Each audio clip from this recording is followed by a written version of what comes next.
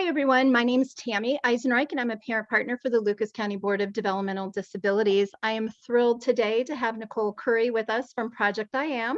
She's going to share so much about Project iAm that you guys are all going to get off this Zoom and want to go and apply. So welcome, Nicole. Thank you. I guess my first question is, I know you as this wonderful performer for Arctic Clam, and I didn't know if you could share a little bit. I know you always get the story of how Acoustics for Autism came to be, but how you said it never really became, you didn't think you were going to have a not 501c3. How did that come to be? How did Project iAm actually start? And so it was 2007, and friends of mine, we started noticing. A very good friend of mine had her child was diagnosed at the age of 2. And what I noticed was she and her husband, and they are actually, pretty well off. He's a doctor, and they were still over $200,000 in credit card debt because of just their child's, he started with ABA therapy up at the HOPE program, which was up at Beaumont Hospital back in 2007, 2008. And what I noticed was they were doing these walks and, all of the different fundraisers, and they were raising all of this money, but none of it was going to the families to actually help pay for the services that they need. So they're raising all of this money, but it's going to the providers. Okay. And so I am a musician, and the musicians in our community are the first people that anybody ever reaches out to. They are so giving and of their time and always willing to jump up. And I said, wouldn't it be cool to do an event, just a day-long event, and we'll raise the money and we'll give it to kids in our area so that they can maybe take this couple $100 and put it toward their treatment, their therapies. I made it very clear from the start. I am not a parent. I'm still not a parent. I am not a parent. I don't have a single person in my family with autism. I am not a doctor. It is not my job to tell you what you think will or will not help your child. I believe that it's a very hands-on parenting approach, and what may help your child certainly may not help the next. And some things don't help anybody. So we made it very clear that aside from iPads, which I'll explain that later, we would fund anything that a parent can show us is helping their child, including getting an assessment, because we, feel that early intervention is super, super important. So that all being said, Acoustics for Autism just kind of rang. And so we developed Project iAm, and the reason it's Project iAm is because when my friend did this walk where they raised all this money, they came up with this slogan: I laugh, I love, I cry, I play, I am. And it's all like iPhone, iPad, I whatever, so lowercase I. And I thought that was such a cool slogan. I'm like, we're going to adopt that as our slogan. I'm going to form Project iAm. So we were a charity, we were a nonprofit, but we weren't a 501c3 yet. So because of that, we reached out to a bunch of different programs and places and said, do you want to be a part of this? And at the time, Toledo Hearing and Speech Center and the HOPE program up at Beaumont Hospital, and then, oh my gosh, his name is escaping me right now, the Aquatics program at Collingwood Art Center. Why is his name? I don't know why, but they had a program there, and those three were all 501c3. So what we said was, and they were on board right away.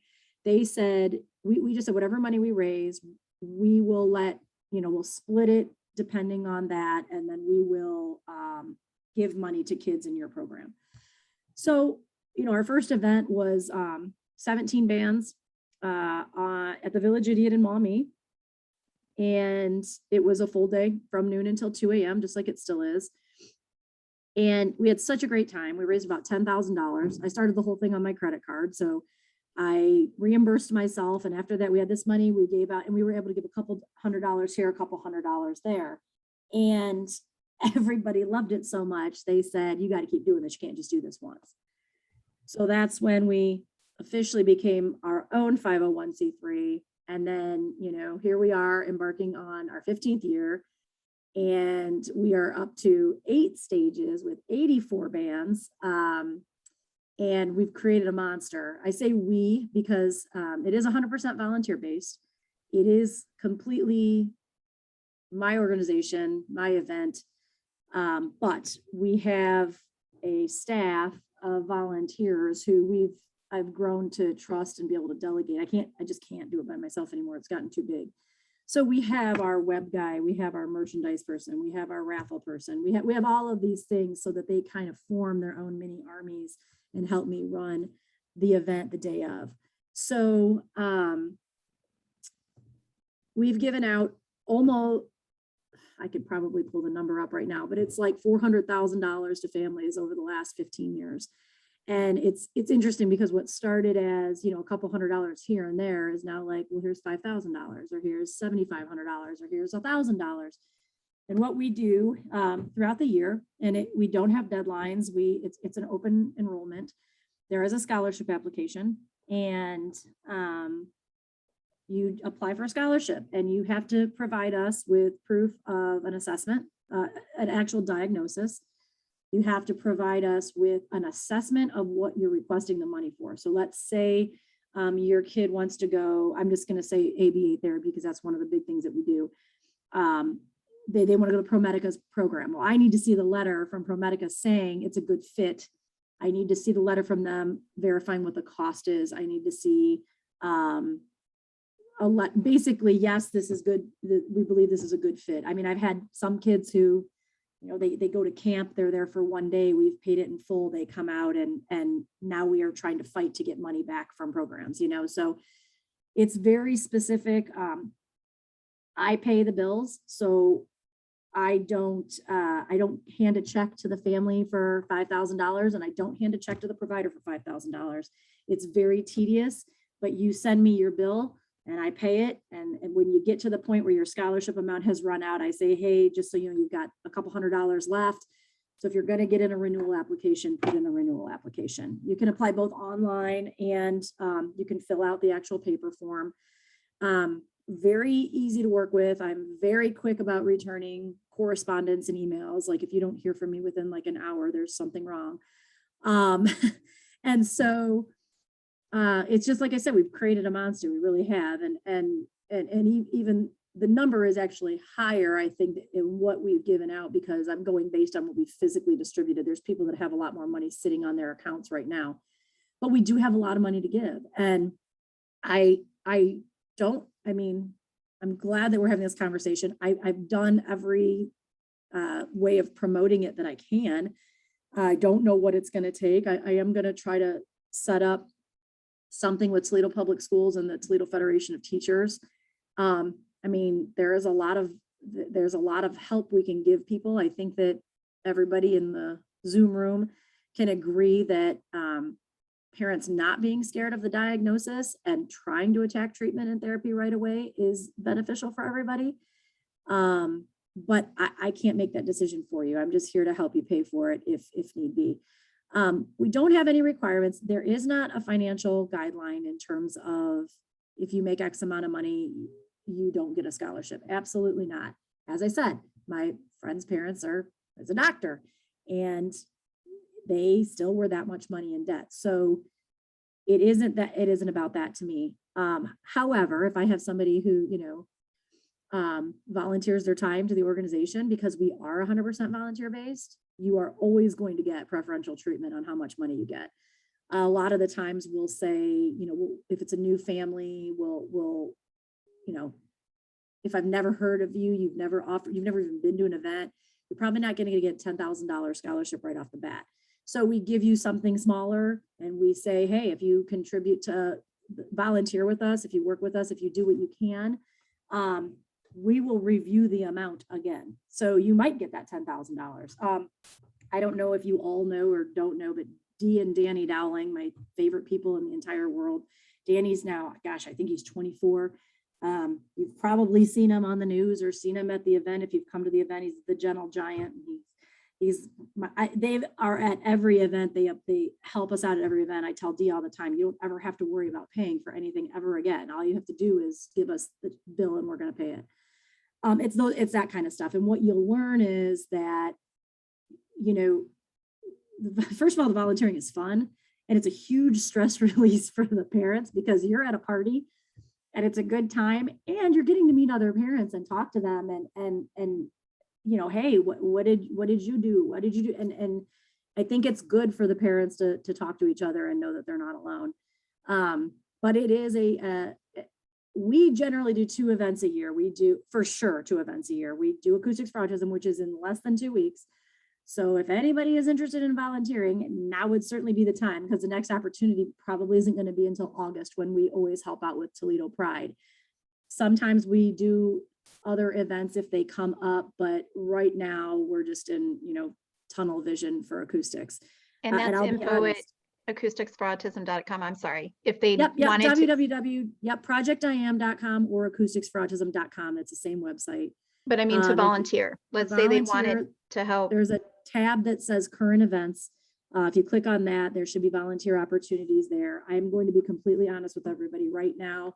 We need the late night help. We need people coming after 7 o'clock and maybe helping stay till 10 or 11, because what ends up happening is it's 10 o'clock and it's time to tear down an entire block of tents and everybody's drunk and disappears on us. So that leaves the crew of us, who have been there for 2 days straight to tear down everything and stuff like that. So that is where we really, really, really, really need the help. Also set up on Sunday, which is again super early. I'll be there by 7:30 in the morning, and we're there on Saturday, and we do as much as we can. It is very, it is like a machine, and it's just like, you go here and do this, you go here and do this. But that's where we need the help. It just is. I know most parents want to come from, noon until 2, and it's like that. Just, I don't need it right now. I've got that all filled. So keep that in mind. But we do offer some at-home work that we have leading up to the event. Unfortunately, it's just too late to do that right now. Everything is really accounted for that needs to be done at home. And like I said, just because you've never volunteered doesn't mean you wouldn't get money. It just means that we're going to try to give you an opportunity. And trust me, there's things after the event that can be done at home. But we really do encourage people to come out, especially if you've never been. It's just the best event. And I'm not saying it because it's mine. It really is the best event in town. It just is. The community loves it. I know a lot of people and parents get worried and, how can you say this is a kid-friendly event? Well, it is, but you're the parent. Don't bring your kid to a beer garden at 6 p.m. when there's 10,000 people in a tent if you don't think they can handle that. Come at noon. Come at noon and come early. We do have a kids area that's open from 12 to 5. It's in the upstairs of the Maumee Elks, which is one of our venues in Maumee. We also have a sensory friendly area that Kate Schwartz from ASNO, who may or may not be on this call, I don't know, but Kate Schwartz runs. And unfortunately right now, I can't tell you where that is because our venue has not confirmed with us yet. So that's a little, but it'll be in there somewhere. I don't know yet. And that is open, I believe, from 12 to 5 as well. Hi, Kate. Now I see her. And so, she has 2 kids on the spectrum herself. So she definitely knows the kinds of things that those who maybe get into a little bit more sensory overload than the others need. But this is really the kind of event where you can have an autistic child dancing with a typical child next to a fireman, next to a construction worker, next to a doctor, next to a Wall Street tycoon, and everybody's just having a good time and smiling. And it's just the truth. And I don't know how else to say it. We strongly encourage that.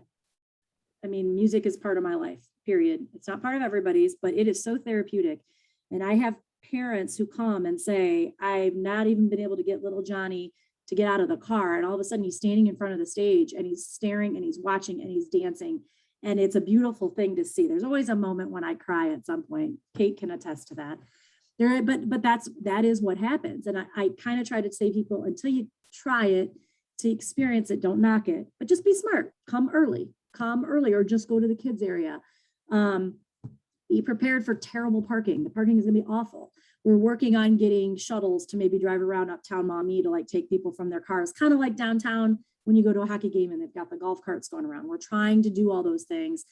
I just don't have anything. Nobody's really stepped up yet for that. So it is definitely something where you've got to know your child. We do provide, we've got headphones at all of the stages, well, most of the stages, so that if there is some sensory issue, you can borrow the headphones, you know, and, you know, we just try not to walk off with them, which has happened before. But it's just a great event. And I strongly encourage people to see it. And Kate can attest to this too. I don't even think that this is a bogus statistic. I think I would say 90% of our volunteers have no relation to autism at all. And that's the sad part for me. They're all friends and family and people who we are like, just love being a part of the event, that I roped in probably 10 years ago and said, hey, I need you to do me a favor, come do this and that and the other thing. That's what's sad to me, is that the benefit for all of us is the feeling that we get. And that's the truth. Nobody's getting paid. Maybe a couple dinners here and there, you know, because we're having a meeting and we're wrapping presents and we're doing all this crazy stuff. But that's our benefit. And I look at all these families, and we've helped a lot of families. It's very upsetting to me, the small percentage that actually are still a part of us. And I say, my God, I gave you all of this money and you didn't have to worry about paying these bills for a year. And I never heard from you again. Like, you never heard. And it is disheartening sometimes. So I would love to get the word out more and really try to introduce everything to everybody. So that's the story of how it started. And if anybody wants to ask me questions, feel free. If you want me to keep talking about everything else, I'm happy to do that too. Well, tell me about the second annual event. You mentioned Acoustics for Autism, and you said there was a second one that you. Toledo Pride is it's the LGBT celebration of Pride, and I'm on the board there, and they help us tremendously at Acoustics. Like, they are huge volunteers. They buy us big dollar items. They do all kinds of things for us. So in return, we provide volunteers for them. It's the same type of thing. You're pouring beers, you're selling beer tickets, you're doing admissions. Nobody's being asked to dress up like a drag queen and go on stage. It's just, you're there to help run the event. They trust us because we do so well. And that's a fun one. It's so funny though, because literally the one is in, the first weekend in March, which is either going to be a blizzard, a nice out, or a tornado. We've done it all. And then the other one is in sweltering heat in the middle of August, so it's like, there's no just nice weather event, but we also have no competition. And that's why I do it the first Sunday in March. Actually, it's because the reason I started this charity, and that mom's birthday is in March. And I kind of did this as like a birthday present to her, and she didn't even financially benefit from it, but it was a gift. Like, I'm doing this in honor of you.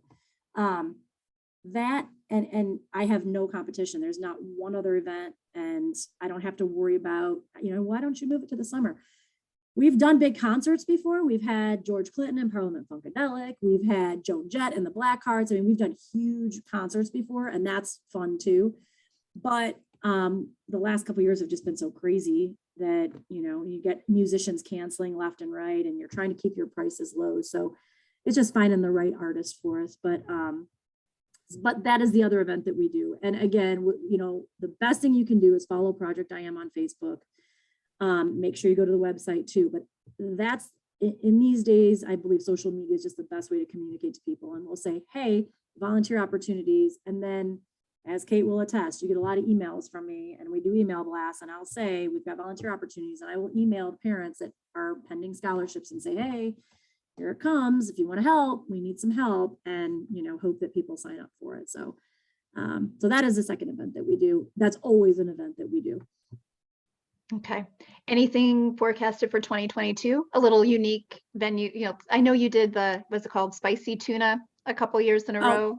That was a long time ago. Yeah, that was when they first did it. No, nothing like that. We've done the rib off before. We've done the 4th of July, the fireworks and things like that. We haven't been doing that lately. We're really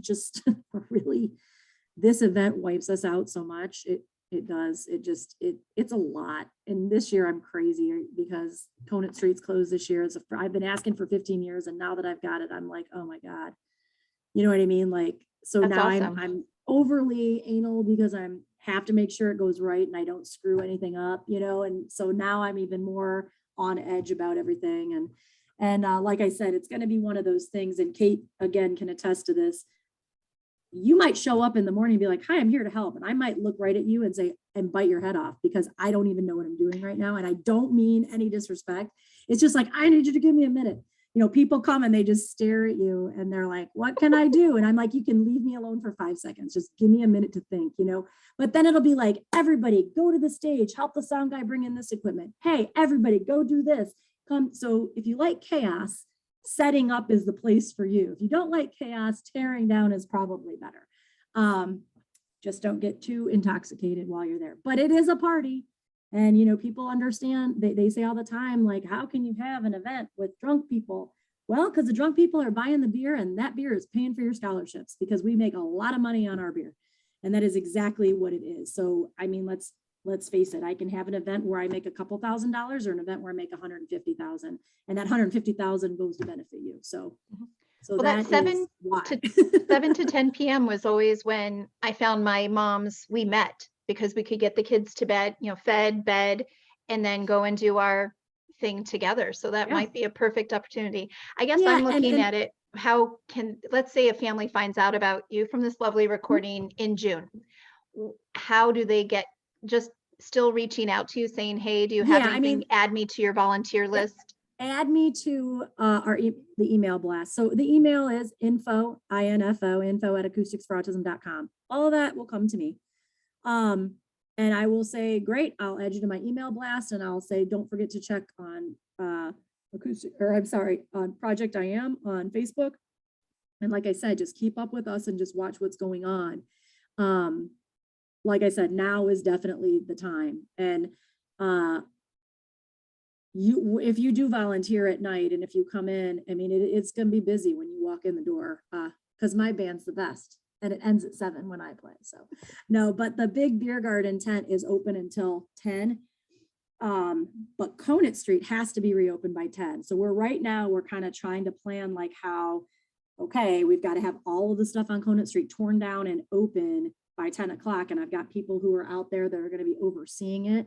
But they can't, I mean, we've got the big metal bike racks that are our barriers, and we've got a stage to tear down and tables and beast and all this. And I mean, we just got to get it out and then torn down. And trust me, we have a list and this is what y'all need to do and we'll get it done. But that is, and again, that's the job where, hey, we get pizzas delivered at 8:30 at night and hey, we're getting rid of all the beer because I got leftovers that I can't get rid of. So here's a free drink. And it's, like I said, it's just fun. It is fun and we'll take any help that we can get at night for sure. Okay. Can we talk about what you don't fund? You mentioned it briefly at the beginning. The only reason, what we won't fund is anything that we can't trace back specifically to being for the benefit of just the child. So an iPad, I can't control. I will buy you apps galore for your that are autism related. I'm not going to buy you an iPad because I can't monitor that it's just used for little Timmy. Somebody asked me for a swimming pool. Absolutely not. I'm not buying you a swimming pool. You know, a Y membership. I will be happy to buy a Y membership for your child, but I'm not buying it for your whole family. So like I've done that where I've like figured out, okay, the year at the child is whatever, $26 a month. So I'll give you this amount of money and I will call the Y and say, put this on their account. And if they decide that they're going to use it to pay for only 2 months, well, that's fine. I gave you a year's worth, you know what I mean? Because they use it because they do the family membership. Okay. But it's those kinds of things that make it difficult. We've had some I had somebody ask me for a ceiling fan. I was like, I can't really justify it started to get to the point where it was almost like home improvements. And I was like, okay, I understand locks on the doors. I understand hammocks and swings, and we bought stuff like that before. what I've learned is doctors will write a note for just about anything, and that blows my mind. But we do ask for that. So if your doctor says we believe that this outdoor hammock is going to help him, and this is why we believe it's going to help him, then I'll buy the hammock. But I'm not buying your family a swimming pool. And I can't. First of all, the liability alone is enough. But yeah. How You guys have stepped up, and I love with your parents that volunteer, you listen to them, you hear their journey, Absolutely. you hear their struggles. I know transportation, I remember 4 or 5 years ago being at a session, and, we can find the perfect camp for them. We can even find grants to help fund the camp. Yep. But how are we going to get them there?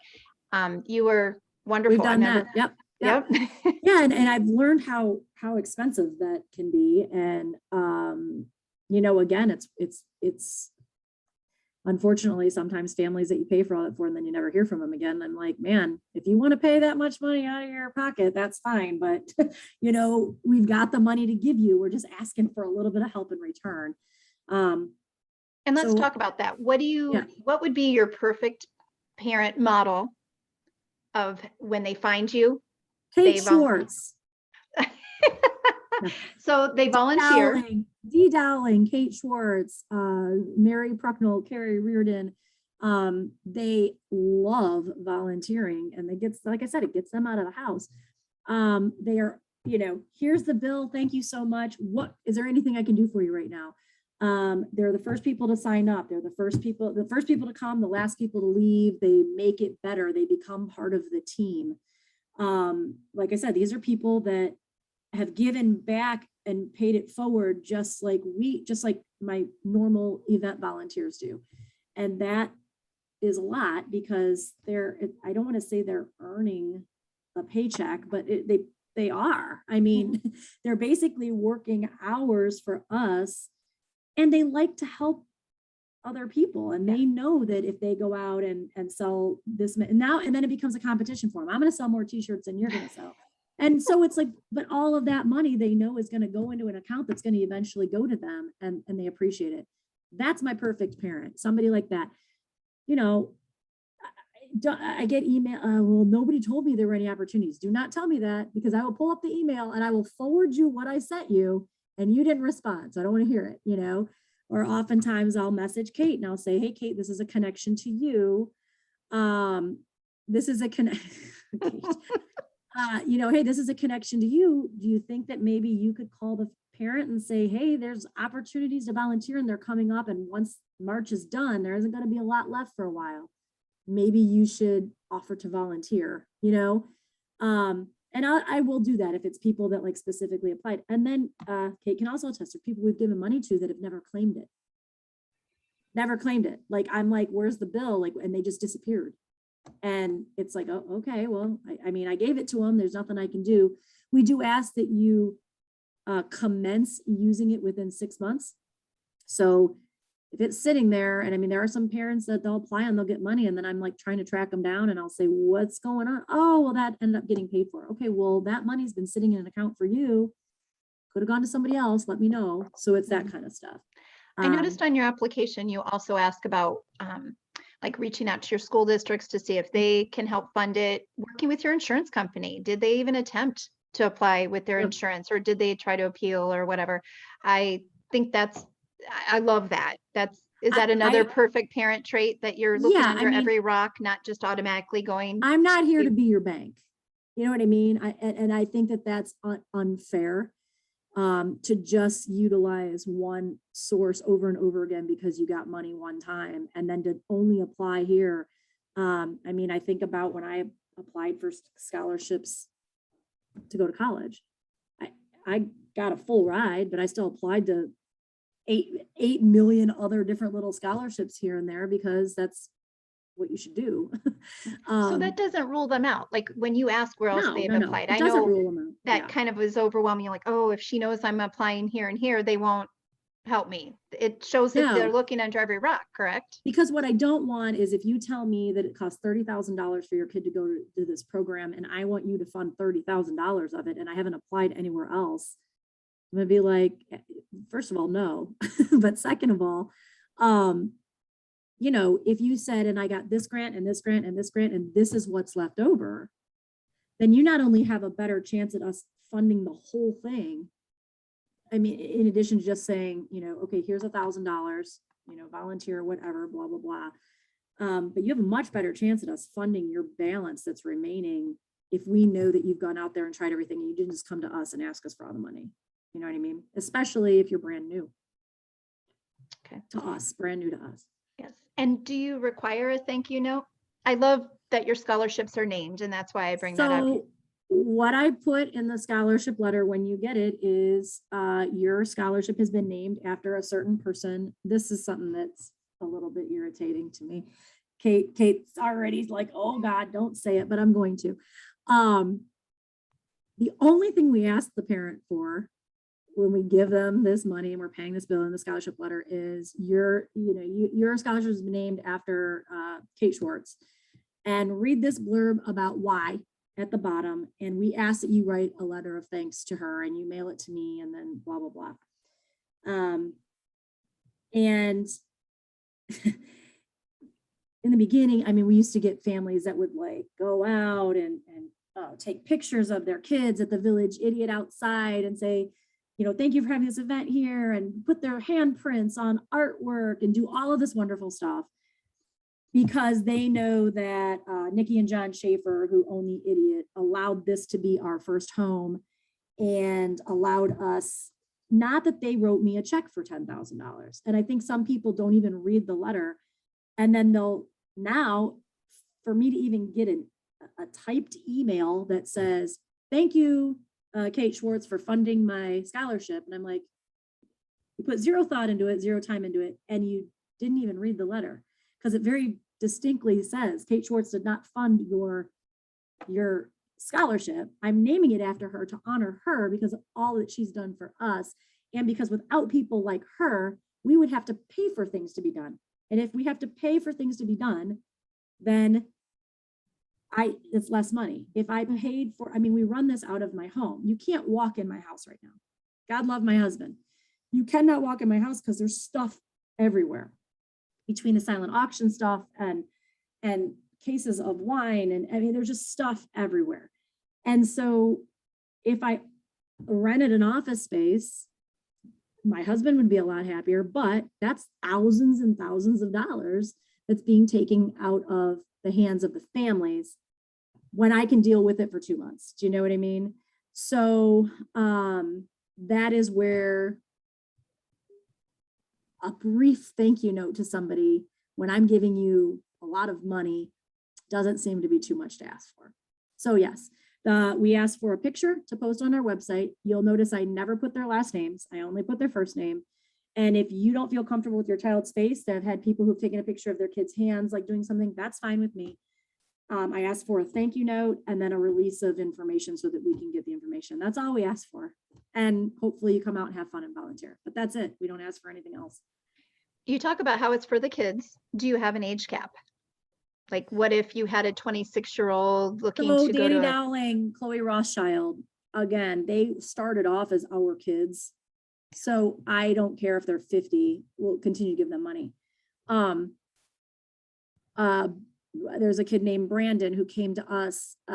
He was, I want to say he was like 17 or 18 when he came to us, and we're still funding him. But no, I mean, it's hard. It's not a stipulation. We don't have a rule that it has to be a certain age, but we certainly are trying to push the early intervention for people. And that's where it's for the kids, man, kind of came from, is we're trying to push, don't attack it in high school, attack it when they're 2. Yep. And maybe you won't have to attack it when they're in high school then. I've seen some turnarounds from a lot of kids that you wouldn't believe what the early intervention does. And sometimes it doesn't. We all know that. But sometimes it does. And imagine what kind of a life your child could have in the future if you do all the hard work now, Yep. I did have a question on here from a lovely Sass from Wyandotte County. Mhm. Tell me your restrictions geographically. Do you have to live in a certain place? Do your services have to be in a certain place? I'm just gonna be honest, we play that by ear. I have funded, we prefer it to stay in what I call like our Northwest Ohio, Southeast Michigan area. Now that either means you live in the area or the therapy and treatment is in the area. I think Columbus is a little bit too far. I think that anything north of Detroit is a little bit too far, but we have funded Detroit. We've funded Ann Arbor. We've funded, You did that camp. definitely Findlay and things like that. We did a camp way up in the UP, but it was a family that lives here and has been a part of the organization for 10 years. I'm thinking And of the New horse, Hope. flying horse, or didn't you partner a couple summers ago? You gave scholarships to specific families to go. That was a contest that we did. And sometimes we will do that too. Randomly, we might have an iPad contest. Every time we might have something like that. And I can't remember specifically why that program, I think they came and volunteered and wanted to do, and we thought, you know what, this would be a cool thing to try to send these kids to this camp. If we do something like that, it's separate from the scholarships. And it's like I said, we might just partner with somebody. It was Camp New Hope. Yeah. But this year there was a Y program we funded, and it was up in the UP or like Traverse City area. But it was for a family that's been with us for a long time. And so we were like, well, yeah, I mean, we're supporting the family. That's okay that he goes up there. We did just do one thing in Columbus. I will say that it was a brain balance of Columbus. And I'm not, do you know what you could probably explain it better than me. But again, it was a family that's been with us for a long time. And so they were able to show that it met the need of the child. Yep. And this kid is now 18. And so this was one of those, and getting ready to start going to community college and things like that. So we wanted to, make sure that he was ready for that. And then we've also done things for like, hey, we've got seniors that are graduating, and we've put together packages or like, hey, here's a bedspread and some sheets and all the stuff you need for college life or whatever. And just like dropped off like nice little packages for them. One of the other things we usually do during Acoustics, just depending on how much money we make, is we really love to support the places that support us. So especially during COVID, we went out and bought just thousands of dollars worth of gift cards from restaurants and stores that support us regularly. And then we gave them to the Project iAm families that volunteered at the event, kind of like a stipend, like, thanks for volunteering, here's $1,500 worth of gift cards. We also did that to support our musicians, because musicians have been giving up their time for 15 years and they were all out of work when COVID hit. I mean, most of the musicians are full-time musicians. So we did the same thing as a thank you to them. We gave them these gift cards from all of these places. So we were supporting the businesses that support us, supporting the musicians that support us, and supporting the families that gave up their time to volunteer. So those are other things that we do. You'll never just get money from us, but you might get pizza for the rest of the year, So. Okay. Are there any questions with the families that are online, or? Just a huge thank you, Nicole, and to Tammy for bringing this all together. My family has been very blessed by Project iAm and by Acoustics for Autism, and giving back is really critical, because without those families giving back, it's really easy for volunteers to fall away if they don't see the value in helping and see those families come back around. I'm very lucky to be, kind of embraced by, that entire team and that group, not only myself, but also my children. And, when my kid shows up now to volunteer, as she did at Pride a couple of years ago, it was, hi, Emily, how are you? And it warms my heart, because it's not just my child was a beneficiary of Camp New Hop and some other things. And so it shows her the ability that, you need to be thankful and you need to give back. But also when somebody greeted her by name, it made her happy. It made her feel like she was making a difference for the kids and the people that were coming behind her. So I can't speak highly enough of the event, of Nicole, of Tammy. Nicole's right. That day, that morning, you don't look at her. You just like, you listen to wherever she tells you to go. But then you just come find me and I will hug you and it's all good. And then I'll walk up to you and hand you a free cocktail too. I'll be Yeah, like, here. yeah, very much. It's a great team, and it really is a family. It really is a family. And come visit us. Come visit Asno in the sensory tent, or wherever we will be. Wherever it is. Wherever it is. And that's the beautiful part, is that if your child is overwhelmed, or if you're overwhelmed, then come and see us. It'll be quiet. It'll be fun.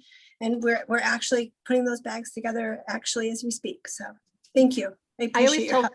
families when they're sitting down to share their story, think of it if you were sitting down for a cup of coffee with them, what would you share? But with Nicole, I think, what if you were sitting down having a beer, moaning and groaning about what insurance isn't covering, what school isn't helping with, where you need the help? You're the person that they need to talk to. So I've been there, Absolutely. done that. I promise. Absolutely. well, thank you. And if I do have a question. oh yeah, As I know Nicole touched on a little bit, so this might be more for you, Tammy, or Nicole, either. So my son's an adult and moved out of the house. So like a little bit of money is a huge assistance for him. Is it the norm? And we never really asked for anything until he was an adult, moved out. So is it the normal thing that like if someone needs like an annual, that they go to different organizations, or they go to the same organization every year? An annual what? Like camp application fee, $100. I think that if it's a camp that is related to his diagnosis and he's still attending it, even though he is an adult, then you should apply for a scholarship. And Okay. what'll happen is you apply for it. I mean, give us plenty of time. And again, you have to make sure that don't apply for it on March 1st. Yeah, the only time I might not return an email is like the week of the event. But as long as the camp, again, and when you see when you see the application, you'll see what we ask for. I mean, there's a checklist of what we ask for. Make sure the camp writes a letter that says, hey, Johnny's been coming here for 10 years and, he's continuously coming, even though he's 24 years old, and we think it's a great fit for him. And then absolutely apply for a scholarship. And then just the next year do the same thing. Thank you. Yeah, nothing is going to be renewed automatically. And this is the application. It is pretty cut and dry. And I think after talking with you, I think the relationship you have with your families definitely is ongoing. You want it to be ongoing. You want the reciprocal back and forth. Thank you. What else, what else is going on in your life? I think you like to see the progress of your kids. So definitely. Some organizations are different, especially nationwide ones. They do actually sometimes prefer the once you've applied once, it does kind of rule you out. Or you have to wait 2-3 years before you can apply again. So, but Carolyn, we used to do that. We did used to do that. We used to say that you had a 2 or 3 year waiting period. But I'll just be honest, that was before we had money in the bank, and we've got money in the bank now. I mean, we just do. So, yeah.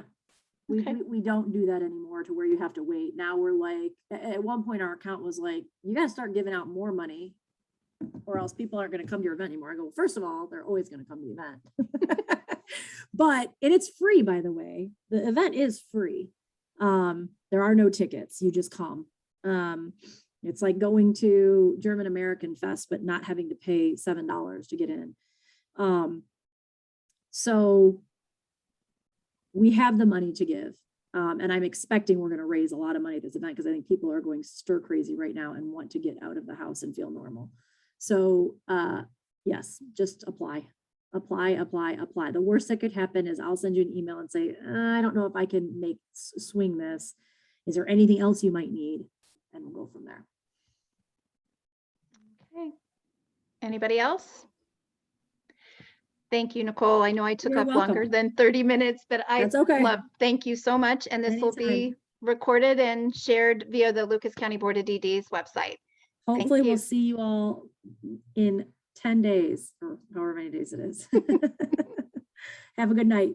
You too.